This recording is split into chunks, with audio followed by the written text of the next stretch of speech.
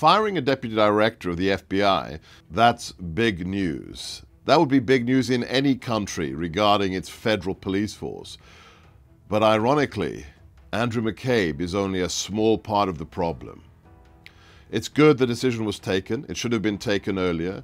This is a man who was number 2 at the Bureau, who has found to have lied to federal investigators and also to have leaked to the media, and was behind the authorization of the application to spy on a member of the Trump campaign, an application that led to that individual's surveillance by the intelligence community.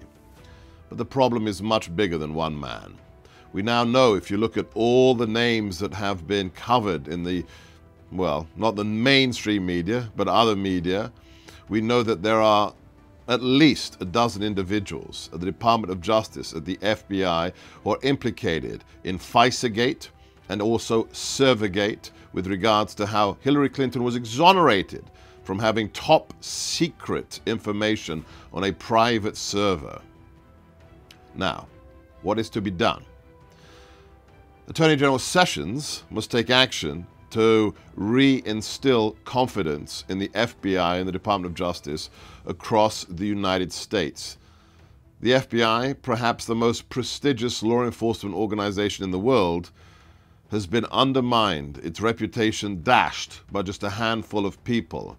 We must have new investigations by people who do not come from the swamp, who aren't part of the Washington network. We need to have people put together from field offices around the United States to get to the bottom of the political exploitation of the federal government for the purposes of a political campaign.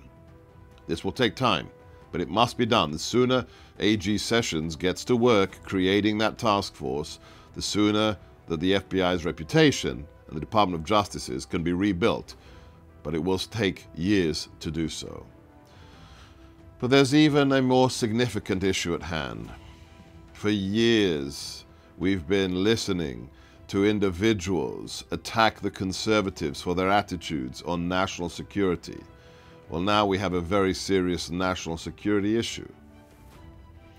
Vladimir Putin was involved in a low-level way through his minions in the presidential election, not in the way the left would have you believe, in colluding with the Trump campaign, but by causing mayhem, buying advertisements on Facebook, and by basically being a disruptive force at a low level on both sides of the campaign. However, he was very much interested in seeing our reputation as a nation undermined. And he must be very, very happy right now, because there is an impression that if your last name is Clinton, you get a pass. You're protected. Members of the Obama administration will protect you, even when you commit crimes. That damages our reputation across the globe. For decades, the Russians have said American democracy is a chimera, it's an illusion. We're really not the nation we said we were. We cannot allow a handful of people inside the last administration, who are now holdovers in the Trump administration, to give that impression any validity.